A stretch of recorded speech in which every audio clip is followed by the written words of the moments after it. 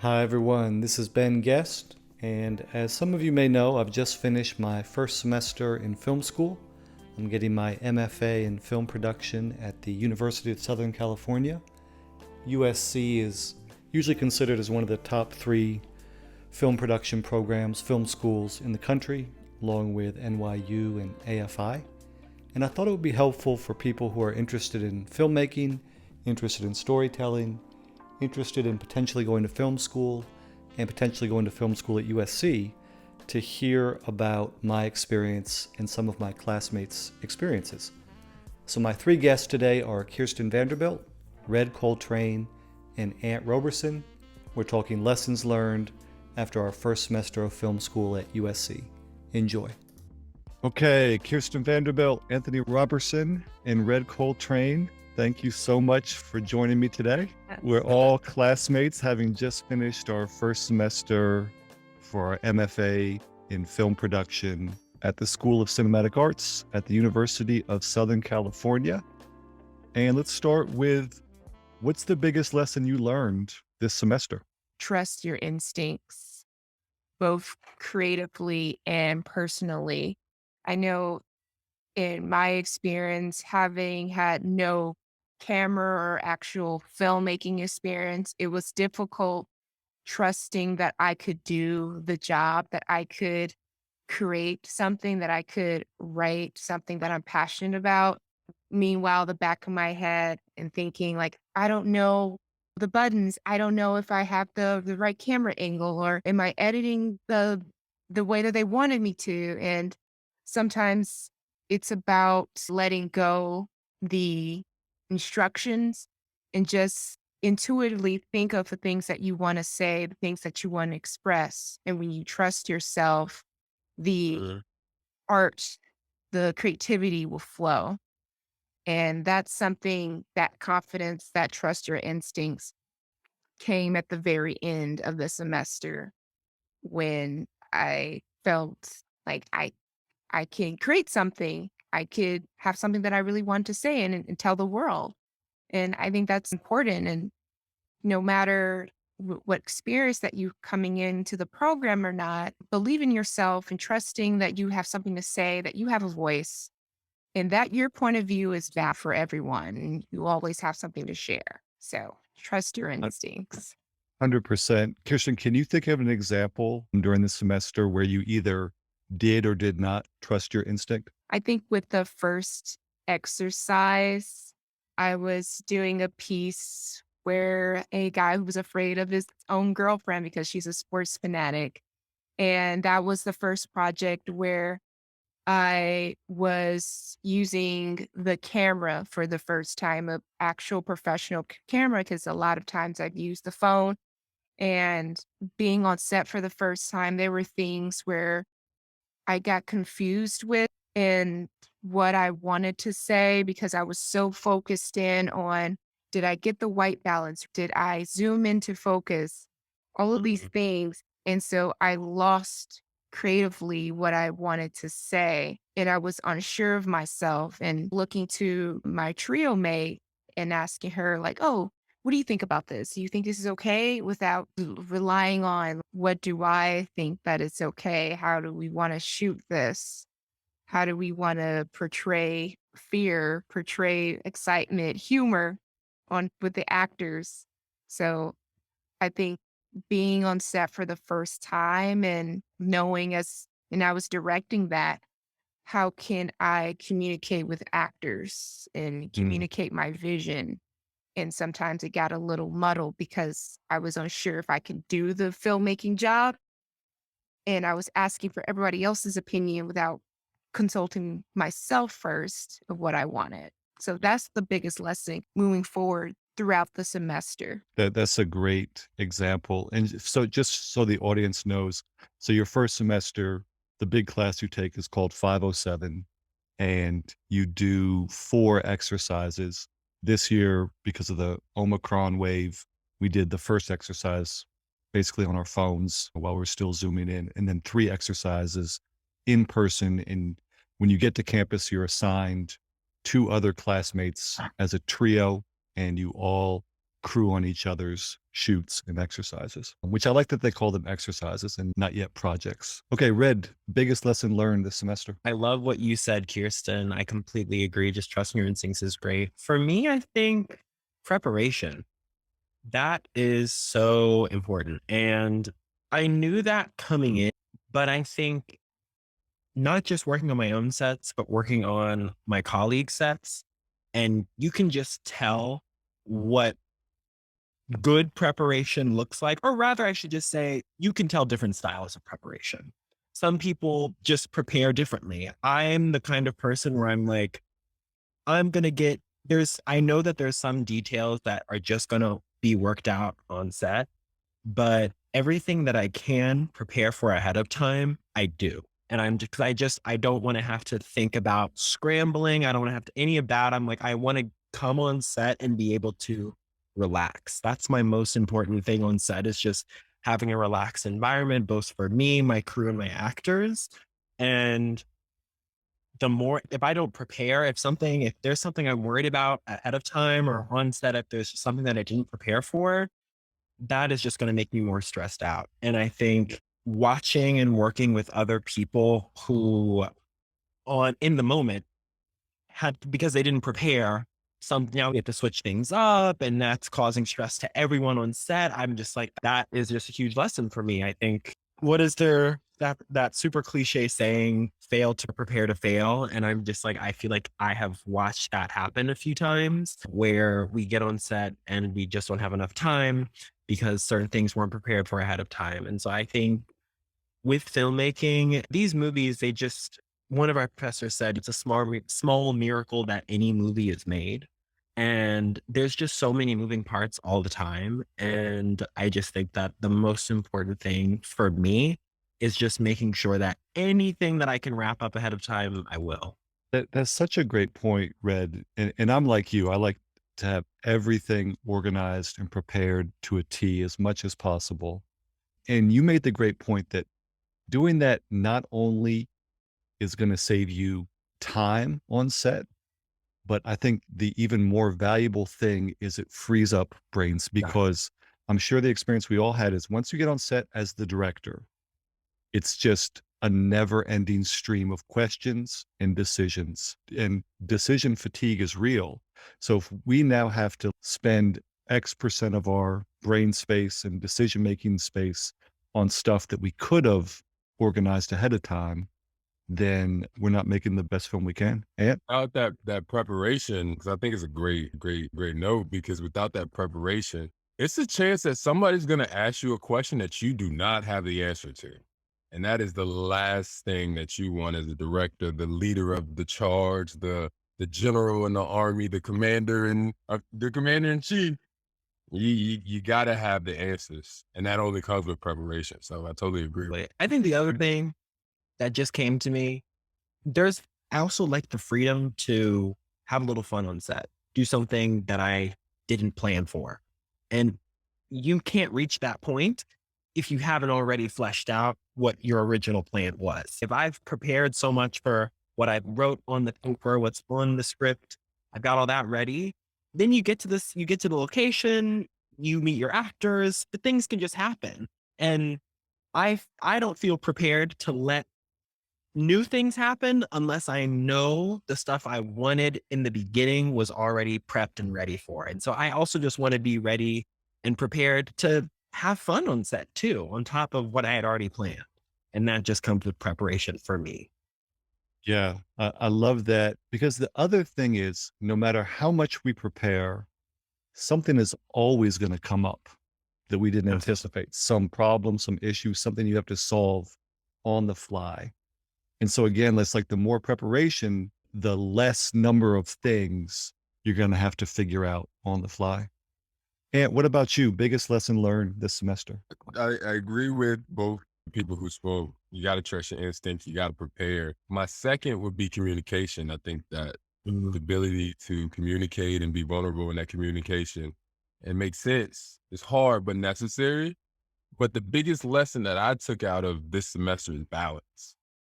I think all of us have these big dreams and these ambitions that we want to accomplish and these stories that we want to tell that me personally, I'd go to the ends to tell. This is my life. I want to do nothing else with my life other than be a filmmaker and tell stories and inspire, and that's it. But I got to remember that I'm a human first. I'm a person. And as a human, I have to take care of myself. I have to work out. I have to meditate. I have to make sure that I'm in communication with my family. I got to eat. I got to eat healthy. I got to do all these things outside of create that we sometimes forget about in that process. And with that, I feel like, example, I'll give you an example before you ask me. My E3, I had a story that was very personal. That's something that happened to me that I wanted to create and tell. And I was doing everything I could to tell that story, except taking care of myself, except taking a second to breathe, except having a balance. And when the story wasn't going the way it needed to go because I didn't have that balance and I didn't trust the process to do its own thing and take its own course, until I took it in my hands, things started crashing down and I didn't know what to do because my whole life at the time was dedicated to that exercise. The emphasis on exercise, not project, not film, not exercise.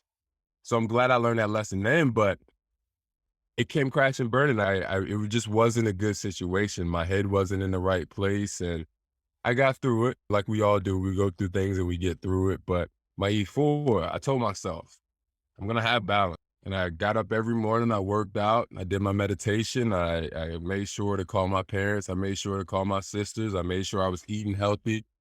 And Ray could tell you, man, I was in my element when it came down to the time to shoot.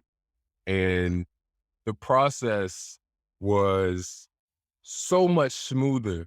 I had so much trust in my trio mates. I had so much trust in myself. I had so much trust in my preparation because I had another world outside of that. That wasn't my everything for this project. So to me, balance is the biggest lesson that I took away from this semester. I love that. And, you emphasize the word exercise. I mentioned earlier how I like that they use that word instead of project or film. One piece of advice, and please feel free to disagree with me. This is just my opinion. One piece of advice I have for incoming first years is what we're doing here, especially for the first 2 semesters, is just learning a skill set.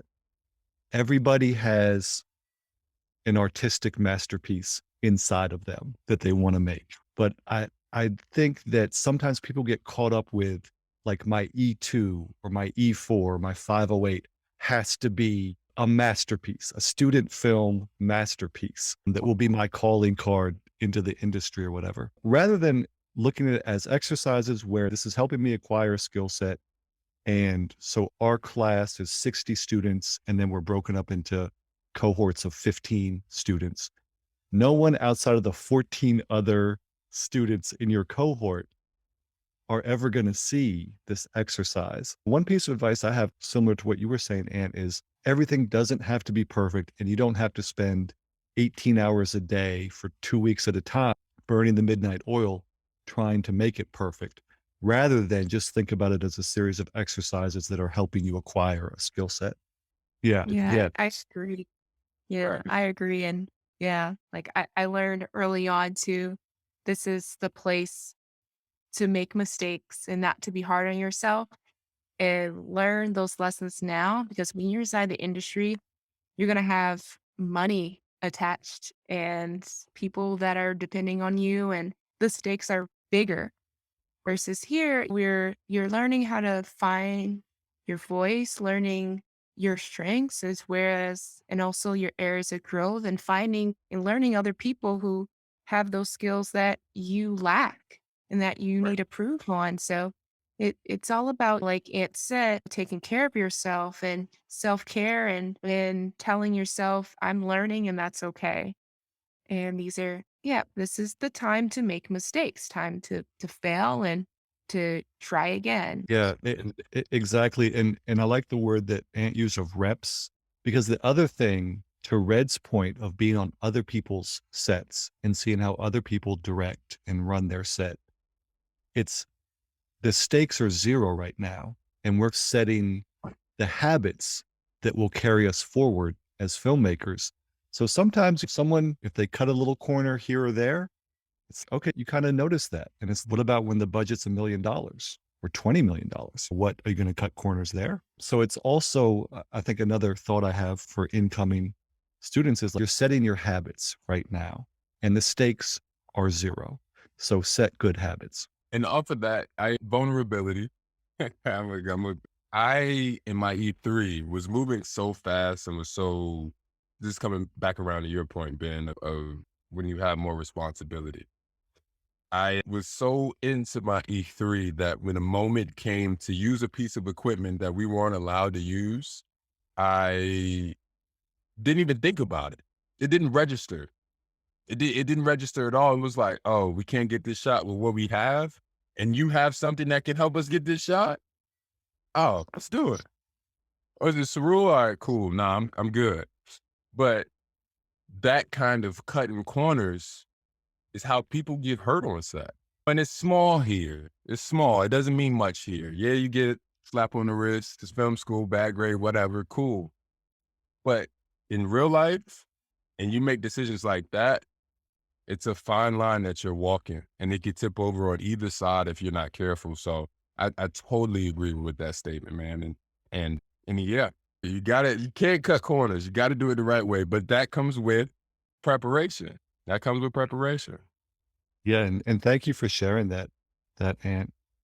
It's the other thing is, actually, let's go back to something that you said earlier, Ant, which is communication. What are your thoughts about, for all three of you, what are your thoughts about communication and best practices around communication, especially when you're working in trios with people that have different personalities, different ways of working than you do?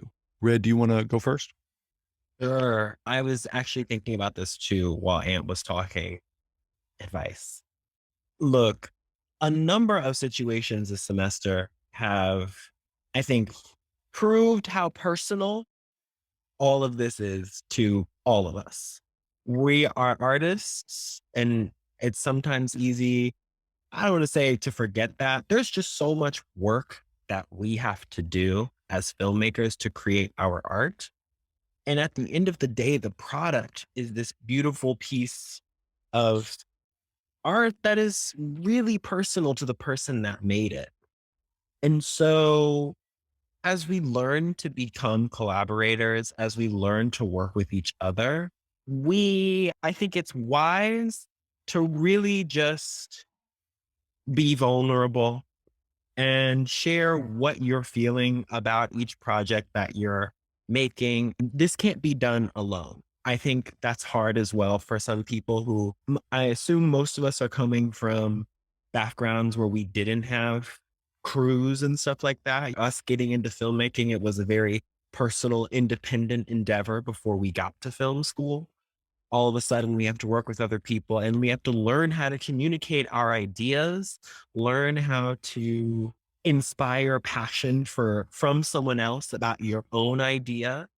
And that can be hard. That can be really difficult, because if someone doesn't understand your idea, if someone perhaps is offering ways that they can change your idea, that can feel like a personal attack on what you are proposing. That can feel like an attack on your art. And so my communication advice is just be open and honest. There's been so many situations that I've seen this semester where people were just afraid to just be vulnerable with their collaborators and just like, hey, this is making me feel this kind of way, and this is my idea about this project. And I just feel like more is more here. When it comes to communication, more is more. Say what you need to say about your work. Keep a positive environment. This isn't the more films you make, the bigger this gets, the more people are going to be involved. You just have to learn how to communicate and communicate well. This isn't a thing you do by yourself. And what's beautiful about good communication in filmmaking is once you establish that, your singular idea will become a collective idea, and it will be so much better with the help of other people than it would be if it was just you. It just is so much better with other people's help. more is more, as I said. Just talk. Just tell people how you're feeling, explain your ideas, do your best, but talk. Actually talk, be vulnerable with each other. That I think is my advice there. Yeah, and to your point, Red, that it's really hard to over communicate in this environment. It's really easy to Literally. under communicate, and it's really hard to over communicate. Kirsten, do you want to go next?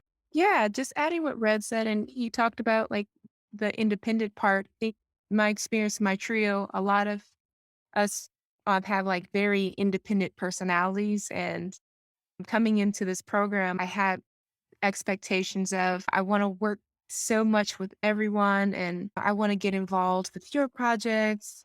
What can I do to help yours? And it just didn't really pan out that way because people sometimes just want to do things their own way and they have a certain idea of how things should be done. And so I found myself in situations where I was leading or initiating communication. And then there were times where the lack of communication caused a lot of conflict, a lot of confusion. And so sometimes you have to think when coming into this program, sometimes you might be the person who will do most of the initiation, most of the bringing people together, and other people will have a back seat.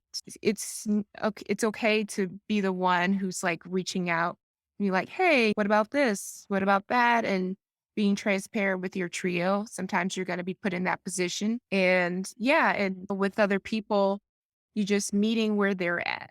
You're never going to change them. They're never going to change me, but to figure out ways like, okay, I know this person does best when I communicate to them by text versus vocalizing that. Okay, I'm going to text them more, or some people prefer you tell them in person, or just knowing what's the best way to communicate too.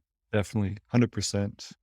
And I think communication, similar to we're in film, which is an art form in itself. I think communication has an art form as well. I wrote something. I wrote down something, a long list of what I felt like big points of that art form is, and I'm gonna share just a couple. please, Arch- Articulation is huge. Being able to have a vision and speak on it clearly and have everybody understand is part of that art form. Honesty and vulnerability, like Red said, you have to be honest about how you feel, and you have to be able to say that so that people know not people know how to not hurt you. People know how to deal with you. People know how you like to work. And that comes with just honesty, which is different from another point, which is integrity. And I think we have to speak with a reference of what's right and what's wrong. I know that's on a spectrum that is based off of people's morals, and that's different, but we know that. We know what's integral for us. I don't know if integral is a word, but we just created one. So cool. Mhm. How to communicate. The big thing for me and what I learned is listening. And that is probably the biggest piece of communication that people forget about, because when you think about communication, is I'm talking to you, but I have to be able to listen to you as well, or listen to what you have to say, which is huge, absolutely huge. You guys still there? Or? yeah, we're here. Did you Okay. like Guys, lag just a little bit? But yeah, you're good. What else do you have for communication? Another one, the last one that I'll go with, or I got two more. One is the ability to get others on board, and that comes with the last part, which is charisma. And I think we all have our certain type of energy or a certain type of way of speaking that we just need to play to. If it's shy, play to your shyness, but in a sense of, I got to get you on board, and I'm confident enough to get you on board in my shyness. Mine is being outgoing and loving and positive. And I play to that when I'm trying to get others on board with my vision. So this communication and it's huge. And I think once we start dialing into the art form of communication, understand how important it is. And that only comes with more reps and more Mhm. time that we get to do it, more time that we get to talk to each other, and the better we'll get from it. I've seen Kirsten this semester. We're in the same section, go Canaries. Just be completely honest in her. She speaks in every class. She speaks in every opportunity that she gets.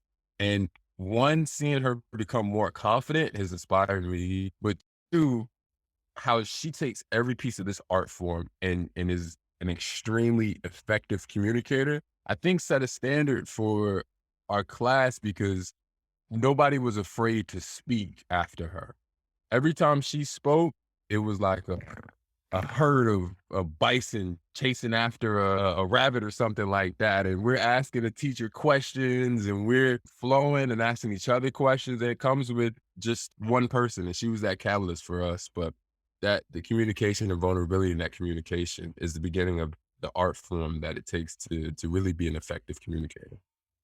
I love that Kirsten was setting the tone. And I agree with what everybody said. Communication is connection, and the heart of connection is vulnerability. Once you're vulnerable in front of somebody, the odds of you connecting well are much higher. I think for me going forward, and so we're assigned to a new trio for next semester, and we've already started doing this, is just a lot of times miscommunication happens because people have differing expectations. And so what with the new trio, what we've already started doing is talking about, okay, what are our expectations with Red, you as my producer, and Ant, I'm your DP, and Kirsten, you're my DP. What are our expectations around those roles? And then Kirsten, to your point as well, what's your preferred communication style? And so already starting to talk about those things has been helpful. And then what we decided to do, and this would have been great, I think, for 507 as well, is let's just have with the trio, let's just have a 20-minute meeting once a week. We'll just schedule it either before or after our class. And it's just a check-in. How are you feeling? What questions you have? Anything like we need to talk out? Because the more you can be on the same page with expectations, and the more you can head off potential miscommunications early, the smoother things are going to be. Mind if I steal that from you? Yeah, of course. This is all stuff we're sharing for other people. I really like that, Ben. Another thing that just makes me think about is how important it is to also not reserve communication just for talking about work. As a part of communicating well and creating these nice professional relationships, if for me, it's showing that you actually care about this other person and that you're acknowledging that they're a human being outside of whatever role they're playing with you as a colleague or in your work or whatever. I think it's so important to actually build connection. I also think another big piece of communication for me is making a point to tell whoever you're working with how much you appreciate that they're working with you and that they have taken time out of whatever schedules they have and they're actually putting forward this effort this time. And I'm like, I do appreciate that. And coming from, like I said, I maybe worked with one other person before on a film before I came here at one time, but it was just by myself. And so to be making films with people and they're actually putting in all this effort and all this into a project that I wrote and directed, I'm like, this is amazing. I really appreciate that you're doing this for me. And I think that also helps me build my relationships because I do want to acknowledge that these are real people and we are all busy and we all have lives and we all have so much going on. And yet we get to share this time together and you are giving me all this effort for something that I wrote. And that just feels wonderful. I think it's one of the best ways of connecting. And so I think communicating outside of work is nice. Just remind each other that we're both people. We're both humans. Right. And we're all going through this together. We're all to some extent experiencing the same emotions with this. There was something you said. Ben and Red, I think it's important, especially when you're working in such a close kind of environment. You're working with two other people, not a big cast and crew. I think one, it's important to get over and address cultural barriers. I think that is very important, not just the obvious cultural barriers, but like I'm an African American from Virginia. Red's an African American from Ohio. There's a cultural barrier that we have and that needs to be spoken on. This semester, I have two Asian, both from recently fresh from China, trio mates. And I just heard a horror story about somebody else, how when they disagreed, the two other trio mates just separated and did their own thing and left him astray. But it's all about effort and what are you trying to do and how upfront and honest can you be from jump. They have names that they gave themselves so that it could be easier for people here to pronounce. I told them from jump, I want to know your real names, and I want you to teach me how to pronounce your real name, and know that when you're struggling with your English because you're fresh, and I get that, I understand. Take your time. I'm here for it. I'm in no rush.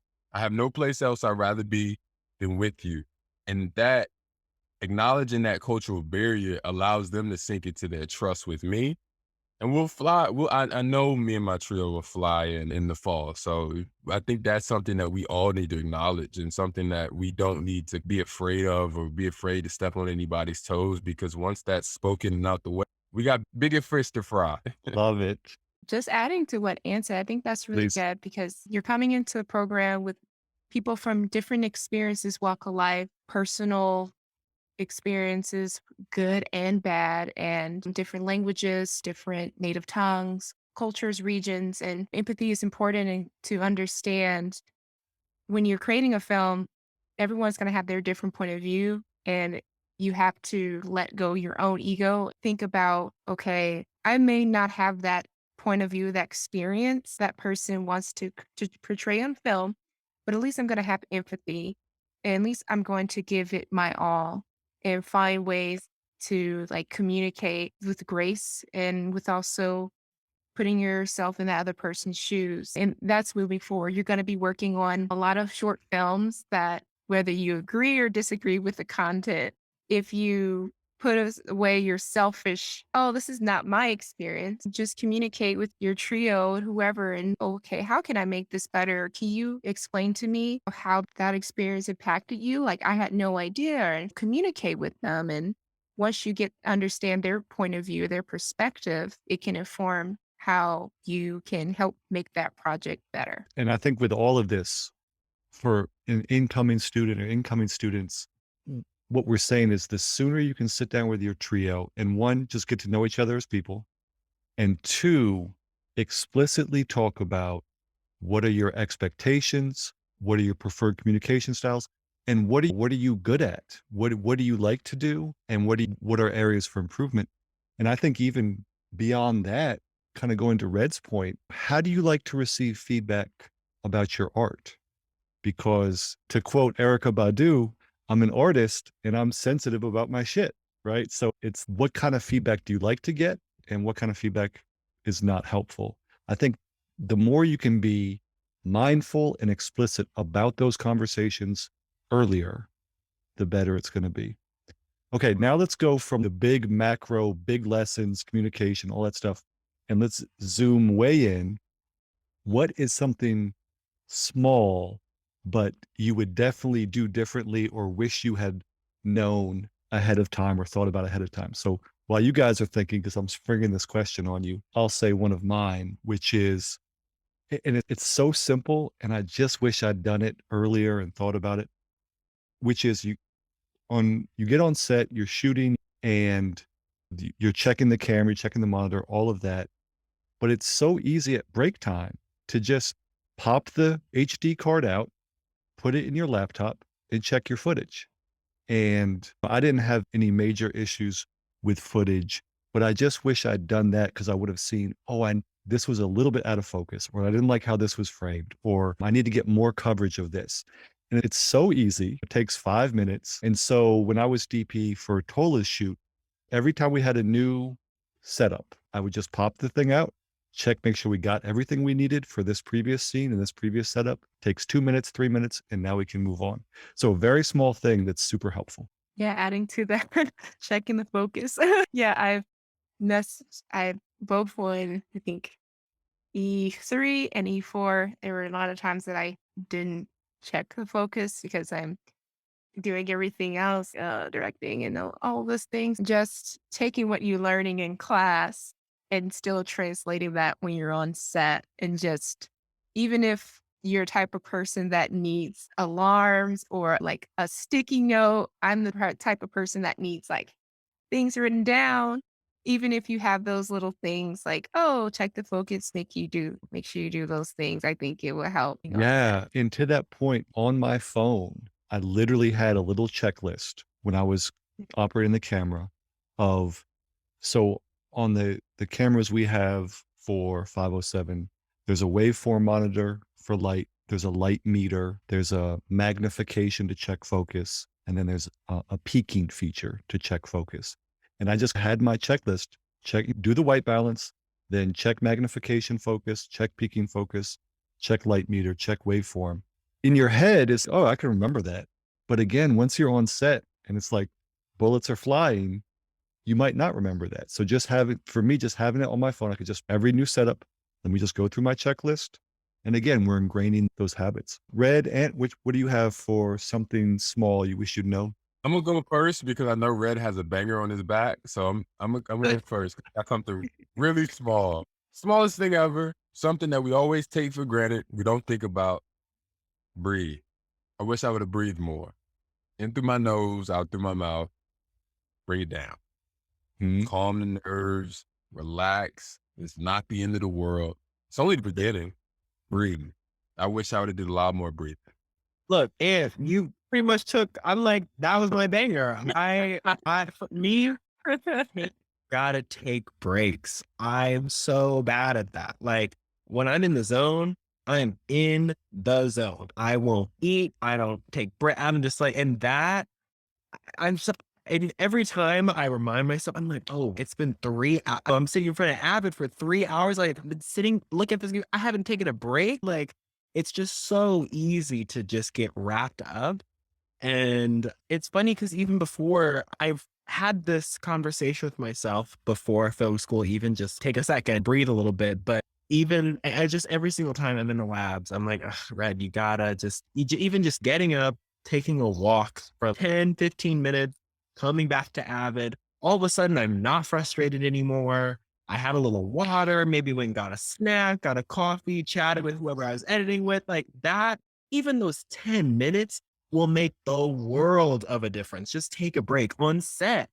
I'll be like, all right, next thing, wait, like everyone has been working for it. Let's just take a second. It's okay to breathe. It's not, like you said, Anne, it just isn't the end of the world. Let's take a second. Let's just take a second. And so, yeah, for me, it's just take breaks. I wish I did that more. And I honestly, Kirsten, I love the idea of having Post-its because I'm going to start just putting that on the camera. Take breaks. And also crack jokes as well. Crack jokes. During my E4 exercise, we were shooting something like very tense, and after each take, just lighting up the mood with like jokes, or no matter how corny it is, but it just made people feel like it doesn't matter. We're doing our best. Life, we're living, we're breathing. Make it light, laugh, and make it enjoyable for yourself. One of the hardest things is, especially in the editing process, whether it's a $200 or $200 million movie, you can go on forever with the options, with the sound design, with where the cut happens, all of it. And there's this casino time, like no clocks in the casino time warp that happens where you look up and you're bleary eyed and it's 3 hours later and you thought you were just working on one cut and thought it was going to take 15 minutes. And so I don't know how to balance, because I think as humans, as Ant was saying, we just need time to be human. And then also for art, I think art needs time the dough needs to rise a bit where we're not working on it. So just balancing, how do you guys balance that with, I could spend an hour on one edit or 3 hours on adjusting the sound design for one layer of the sound? How do you balance all of that? Yeah. I try to like, all right, I'm gonna plan out, let's say it's whatever. I just finished my E3. Okay, I'm gonna edit Friday, Saturday, Sunday. What I like to do is, at least what I started doing by my E3 is, okay, I know I have all day and I could choose to sit in that dungeon for 12 hours and edit, or I could say, I'm going to go in from 12 to 4. Whatever is done by 12, at 4 o'clock is what's done. And I really like what you said, Ben, the dough rising. I've never thought of it like that, but that's exactly what it is. It's like you just need some time to sit, because when you come back the next day, the thing, every single time you come back to it, it's going to change. So I'm like, I know I don't need 3 full days of work. So let me work on it for a few hours, get it somewhere, and then show up tomorrow. Just show up tomorrow. Give myself more time.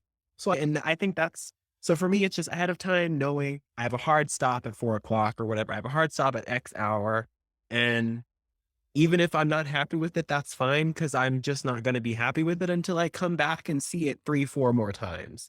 So for me, it's just setting hard stops in my calendar. And our subconscious is a secret weapon. So when there's something we're struggling with at 1 a.m. or 11 o'clock at night, we just go to sleep, wake up the next morning, meditate, breathe in, breathe out, all of that. We're almost certainly going to find a solution that we wouldn't have found if we just kept going and drank some coffee and kept going.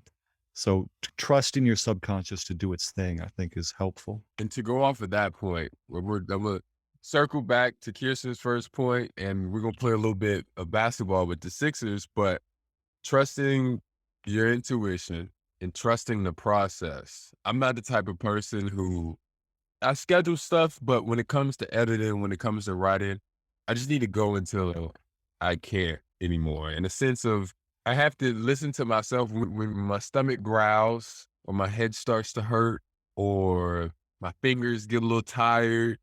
That's time for my break. They said you can focus 2 hours, 3 hours at a time. Boom, got it. Those 3 hours usually is when my stomach starts to growl, my head starts to hurt, my fingers start to curl up, back up. And it's okay. That is my intuition telling me to trust the process. Take a break, go walk, do your thing, slow it down. Because after this break, we're going to need you to get back into it. Or after this night of rest, you need you to get back into it. But if you burn out and push through the headache, or you push through the fingers turning into monkey paws, or if you just ignore your stomach, you're not listening to that voice inside you that's trying to speak through how you feel, which I think is important. So trust the process and trust your intuition is what I think the balance that we need. Creating, we all mentioned before, creating that balance and setting a timer for yourself and your body more than anyone else. If you feel like I can't go anymore, I have to stop, then stop. If you're a type of person that you have this like brilliant idea in the middle of the night and you just can't let it go, or you just got to do it, well, you can do it, and just make sure that you're doing that balance for yourself and self-care. And because ultimately, like how your mental state is and your physical state is, it will form the way you want to create your own films. And the better you take care of yourself, the better your art will be, because you're being, kind to yourself. And that will show that you didn't rush it, or you were tired and now you're just throwing up stuff on the screen.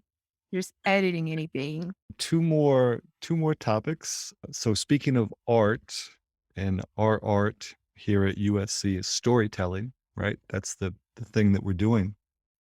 What's something you've learned about storytelling this last semester? It has to come from a real place. Talk about that. In the jungle, you can be on a different planet. You can be in the underworld. You could be in heaven. You can be anywhere that story takes you. But if it doesn't come from a real place, it will not be a real story, and it can't relate to people outside of yourself because it doesn't relate to you, or it can't relate to anybody else. It has to come from a real place. I love that. And for me, it's no one else can tell a story the way that you tell a story.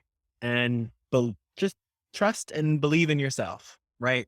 It's just that simple. I work really hard to try to be a better screenwriter. That's definitely one of my weaknesses. I want to write better.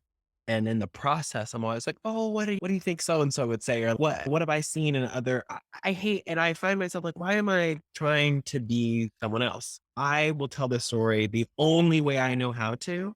And when I really just let it go and I just write, I'm like, that's my best work. And I probably shouldn't say this, but I definitely have found myself my best writing. I'm like, what if I just got a little tipsy and stopped thinking? So I have a few drinks. Let me sit at this computer and just see what comes out. And I swear to you, 2 weeks ago, I wrote 3 half scripts just because I was just like, whatever, I'm just thinking and putting it on this page. And it's most of it I kept because I'm just like, this finally, I'm out of my own head. I'm not comparing myself to anyone else. Let me just write and tell this story in a way that I think is entertaining. Like you said, Ant, in a way that relates to me. This is just how I would tell the story and it works. So no one is going to tell that story like me. So let me just write what I want to write. And I think that's what I've learned about story. We sometimes need things to slow us down, and we don't want to rely on those things, but we need things like that comfort food or that TV show to ease us into what is us. So yeah, I totally agree. Storytelling for me was like rewriting because you may think that first draft is like, "Ooh," but you have that confidence in yourself and knowing this is just a first draft and I'm going to only get better from there. And just don't be afraid that just because you didn't write a masterpiece that first time doesn't mean like you can't do it again. So I'm an English lit major emphasis. So always rewriting the stories or the papers. Yeah. And don't be afraid to like push yourself to be like second, third, fourth. I remember Jordan Peele, he was saying how he wrote Get Out at least 22 times. And it took a long time, but here he is, Academy Award winner. Just storytelling is a lot of rewriting, a lot of fine tuning, a lot of getting all those quirks out and finding what works and what doesn't work and learning more about the characters, about yourself and learning about what you want to say about the piece. So it's a constant change. So Yeah, that iteration, the effective iteration, like almost most great art comes from constant iteration and constant refinement. Also, to Red's point, one of the best things about USC are the speakers we have, one of whom was the co-writer for Creed 2, who graduated from USC. The screenwriter who spoke to us had a great idea, which is he said, when he graduated, he and one of his classmates became a writing partnership, and they entered all these different writing scholarship and fellowship programs where you had to write a script and submit it.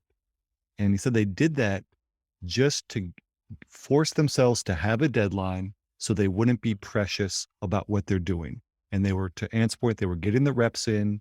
Okay, this screenplay's done. Okay, let me write another screenplay. And by having that justification of this doesn't have to be perfect, we just are working on this, it's the same effect of Red having a drink or two of just, hey, I'm focused and I'm relaxed. And I think all of us at USC are really good at being focused, but it's that relaxed component that's also key to being in flow state.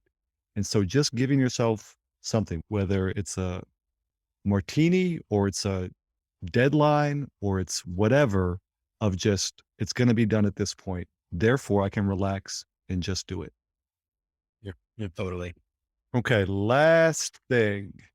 So you're talking to an incoming first year MFA at the School of Cinematic Arts at USC, and they're asking you, what are the keys to being successful here?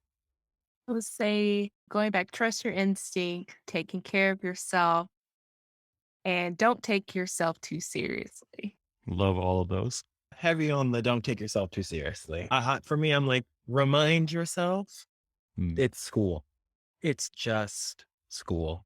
It's just school. Like, you are in a learning environment. You're probably going to fail. Let it go. It's cool. That's cool. And what's beautiful about being at school is that you're allowed to fail here. When this is the point. You just learn by doing, and you're going to mess up. And that is literally the process. You are supposed to mess up. It's just school. Number 2, remember that the relationships you're making are super important. Like, you are going to be around these people for the rest of your careers. And as long as you can actually just relax and connect with the folks around you, that is so much more important than like any of this. Like, you're going to be messing up. There's no guarantee that anything you make at USC is going to be amazing. More than likely, it won't be. So focus more on, hey, I'm now finally in a group of people that we have similar interests, a similar drive, passion for this thing. We share this. Let me get to know these people for a number of reasons. One, because it's great to have more friends. Two, because you are going to learn a hell of a lot more from each other than you are in these classes. So be together with everybody else and relax, ride the wave, get better, learn. I got two. The first is, do not take these teachers who have worked on all of your favorite movies, who are industry professionals, who have been teaching for as long, most of them longer than I've been born, or making movies as long as I've been born, longer. Don't take the interaction, don't take those moments for granted. And those moments that you spend in class aren't enough. They're just not. There you got an hour and 50 minutes and the teacher has to roll. He has to roll or she has to roll. After class, there needs to be a conversation. Do not take, they're here for you. You pay all of this money. We pay all of this money to get the best education possible. And that education gets even better if you reach out to these people who want to help you. They want to be here and they want to help you after every lecture, after every class, mostly the lectures. I'm sure you guys see me. I was talking to every professor and just getting game and just understanding that they know more than me, but I want to know what they know. And that I want to direct. That's nothing. I know what I want to do. I want to direct, but I know I need sound. I know I need editing. I know I need cinematography, and I know I need producing under my tool belt and my toolkit. So after every class, I spoke to each and every one of those professors and leaving it open for more conversation because they have so much game that they just want to give. They wouldn't be here if they didn't want to give game. So use your teachers as an advantage is probably the biggest advice I can get. And two, give this shit everything you got. I know we talked about doing it in a healthy way. So listen to that part again before you come back to here, but give this everything you got, man, because you only have one opportunity to fail. You don't have many opportunities to fail like you do here. You don't have many opportunities to try different stuff and experiment and find your voice. And you can't really do that if you're half-assed. You have to give it all you possibly can. This is an opportunity of a lifetime that shouldn't be taken for granted. People, I don't know what the percentages is, but think about all the people who applied to USC and didn't get it. And film school in general, people applying to so many different film schools and they don't get in. But the people in film school, sometimes I feel myself doing it sometimes, get complacent or they feel like I'm here, I'm in school. No, you're a filmmaker, you're an aspiring filmmaker. And this is the beginning steps of a journey that's going to take you until Ridley Scott is making movies and this guy is a dinosaur. He's a dinosaur. But if you start with a strong foundation, you can be a dinosaur just like him and create for the rest of your life, but it has to start somewhere. It's all about foundation and giving it everything you got. Starts now. I love it. Red? Yeah, there's one thing you said in there, and well, I like all what I say, but something you said in there about giving your all, I really liked because it just reminded me of a third thing that I think is super important and that a lot of people should learn this lesson, myself included, is take risks. You got to take risks. Like it's so easy to come in and you think you know your style. You don't know your style. Let's start right there. You actually don't know. If you knew, you wouldn't be here. You have to learn what works, what doesn't work. And a lot of times those ideas in your head that might seem a little crazy, they kind of scare you. That's where the magic is. That's you as an artist speaking. And so you'll hear this when you get here. Your professors are going to tell you to take risks, but I'm just going to say it too. Like it's just so important. Sometimes you just try it. What's wrong with trying it? You never know what might happen, how amazing that might be. So take risks. Let's double back even further. If you have preparation, it allows you to take risks at the end of the day. I think it's such a great point, and I wonder how you guys feel I think there's a trap that almost like an unconscious trap that you can fall into, which is you're getting to know your classmates. You're going to screen every couple of weeks with your 14 other cohort members. And there's this almost subconscious trap of, are you making this short film, this exercise, so that you're working your skill set and leaning into things that are not your strength? Or is it like, I just want to have a kick-ass short film for my classmates to enjoy? I want to show off a little bit for my classmates. Again, not that people are ultra competitive about stuff like this, but it's more of there is that, or I sometimes felt that of, do I want to entertain the 14 other people that are going to see this movie once and that's it? Or do I want to lean into what makes me a little bit nervous in terms of not feeling so comfortable with my skill set? Absolutely. Absolutely. Hey, Yeah, and I wanted, yeah, I wanted to ask, you talked about being intentional with talking to professors and mining this gold mine of information and wisdom they have. Could you be even more specific about that? What, like, if you go up to a professor after class or you email a professor, what do you say? How does the conversation start? If you just go up to a professor and say, "Oh, I liked your lecture. I thought it was good. Talk to me more," he doesn't or she doesn't really have much to go off of. But there should be a talking point or something that you're curious or something that you didn't get that you feel as if you need to go up and talk to that professor about. And for me, Jim Ruxin was talking about overlapping action and directing that. So when they edit that you have something that you start a scene with and you finish a scene with. And the repetition he was talking about within that overlapping action was confusing to me. And it's simple. I just explained it. It's very simple, but at the time I didn't understand it. So I went up and spoke to him about that. Jim Ruxin is not my professor. This is my first interaction with Jim Ruxin, but I went and talked to him.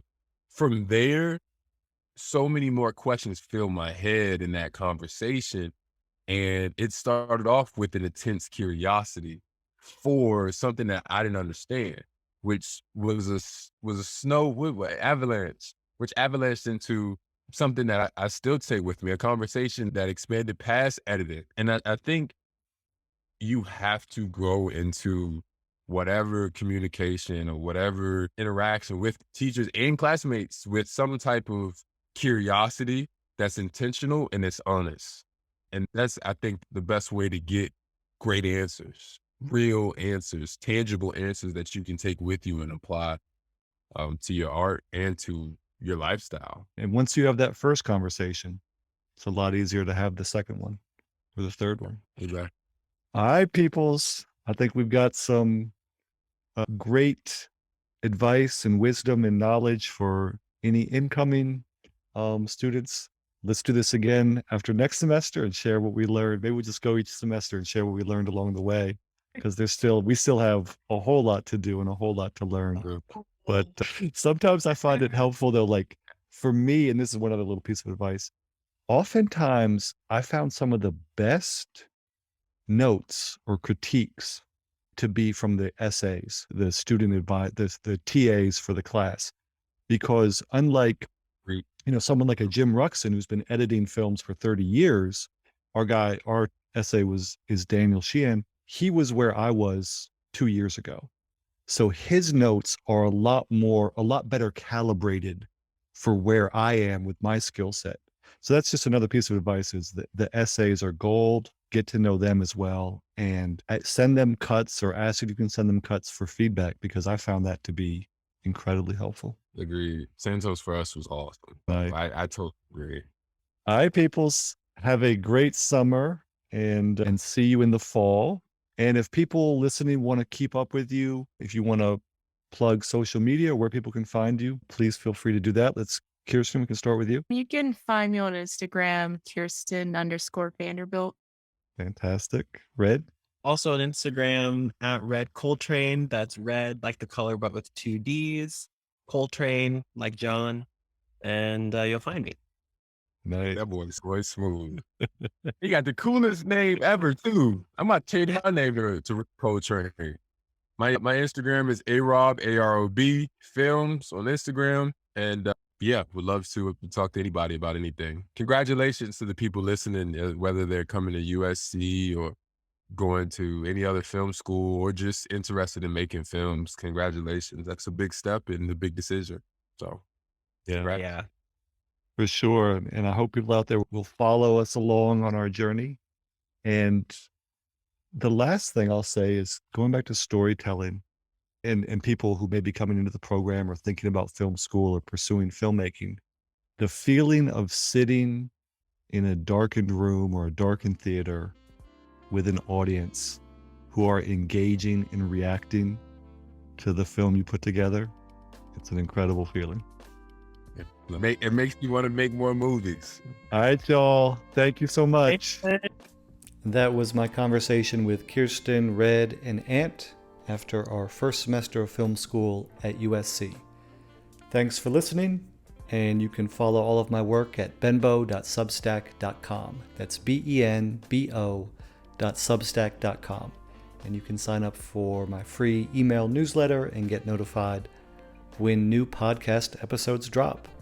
And if you take a minute and rate the podcast on your platform of choice, that helps other listeners just like you find the pod. Thanks so much. Have a great day.